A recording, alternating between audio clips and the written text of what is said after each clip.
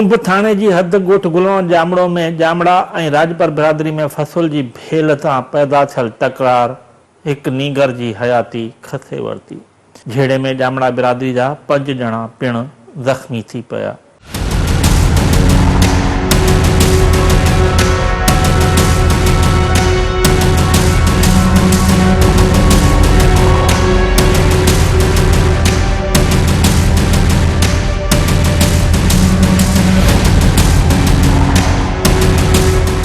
नाई क्लास जे शागिर्द यासिर जामड़ो के तेज धार औजार जा वार करे क़त्ल कयो वियो।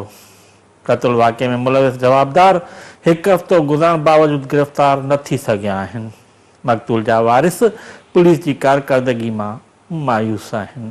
खसीद ॻाल्हि आहे जंहिं तो इहो तशद इहो थियो जंहिंजो धकु लॻण साण मुंहिंजो नंढो यासिर बेहोश थी वियो, जेको अस्पताल न पुॼी सघियो, अॻु में उते ई फौत थी वियो।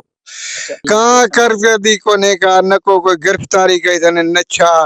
उहा हुन जी पंहिंजो हिसाब आहे, ख़बर नथी पए अलाए छाजे करे ख़ामोश बणिया बीठा आहिनि। वञूं था चवंदा हाज़िर हाज़िर गिरफ़्तार कयूं था, गिरफ़्तार कयो, को बि गिरफ़्तार त हिन महिल थोरी कोन ॼाणायो अथनि।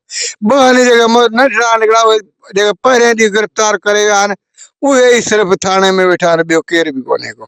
सो शहीद कयो वियो आहे। असांजे मज़लूम असां मज़लूम आहियूं, असां मज़लूमनि सां इंसाफ़ कयो वञे ऐं हिन वसीले सां कयूं उन्हनि ते जेको आहे सो एक्शन खयूं वञे ऐं असां हुननि जे भर में वेठा आहियूं। असां पंहिंजा बचड़ा लिकायूं। हिन राति जो फायरिंग था कनि, कंहिं बि क़िस्म जी ऐसे शो कुंभ हुननि जी धुर भरियल आहे। हिन मामूली ॻाल्हि अथऊं भेल अथऊं 5 क्लास जो मासूम छोकिरो आहे, शहीद कयो वियो आहे। जेके बि हिन में मुलविस आहिनि जवाबदार सभिनी गिरफ़्तार कयो वञे।